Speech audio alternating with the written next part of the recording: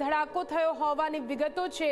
ભારતના એક્શન બાદ ફરી એકવાર પાકિસ્તાન ફફડી ઉઠ્યું છે। પાકિસ્તાને પોતાના એરબેઝને જ બંધ કરી દીધા છે। 12 વાગ્યા સુધી પાકિસ્તાની એરબેઝો બંધ રહેશે। 12 વાગ્યા સુધી પાકિસ્તાનના એરબેઝ બંધ રાખવાનો નિર્ણય લેવામાં આવ્યો। પાકિસ્તાનમાં અલગ અલગ એરપોર્ટ પણ બંધ કરવામાં આવ્યા છે। લાહોર, સિયાલકોટ તેમજ તે સિવાયના જે તમામ એરપોર્ટ છે તેને પણ બંધ કરવામાં આવ્યા છે। ઇસ્લામાબાદ એરપોર્ટને પણ બંધ કરવાનો નિર્ણય પાકિસ્તાન દ્વારા લેવામાં આવ્યો છે।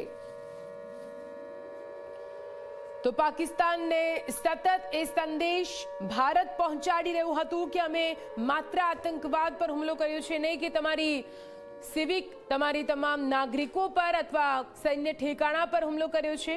એટલે પ્લીઝ તમે બાજ આવો, તમે આ પ્રકારના અખતરા, આ પ્રકારની હરકતો ના કરો। પણ પાકિસ્તાન તો નાપાક છે। નાપાક પાકિસ્તાન પોતાના બદઇરાદાથી ક્યાં બાજ આવવાનું છે? બદઇરાદા સાથે ઉડેલા એ તમામ ડ્રોન ગઈકાલે રાત્રે પણ જ્યારે ભારતની સરહદની અંદર ઘૂસ્યા, ભારતનું સુદર્શન ચક્ર, S-400 સહિતની જે 4 લેયરની મિસાઇલ છે તે 4 લેયર પર ગોઠવેલી એર ડિફેન્સ સિસ્ટમે આ તમામ હુમલાઓને તો નાકામ કરી દીધા છે।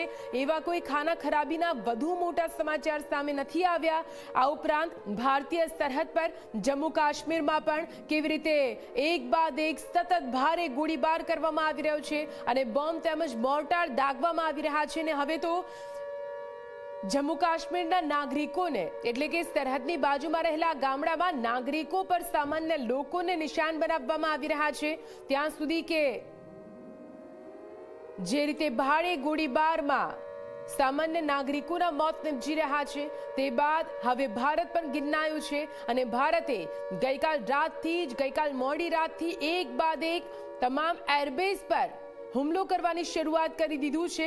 અને તે બાદ ત્યાંથી જે દ્રશ્યો સામે આવી રહ્યા છે તે ટીવી સ્ક્રીન પર આપ જોઈ રહ્યા છો।